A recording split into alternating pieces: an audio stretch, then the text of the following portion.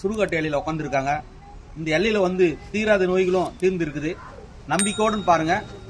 வாங்க வீடியோக்குள்ள போவோம்.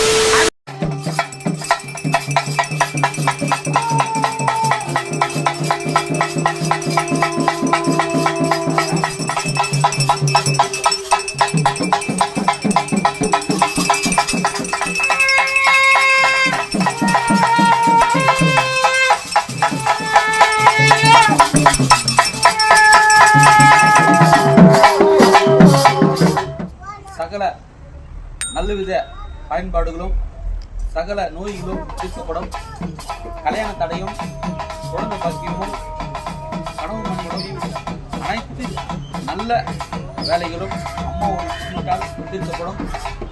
அமாவாசை மாதம் ஒரு முறை அமாவாசை அன்றைய நாளில் அம்மனுக்கு சிறப்பாக பூஜை நடைபெறும். அனைவரும் வந்து கலந்துங்க. அவங்கவுங்க மனதில் உள்ள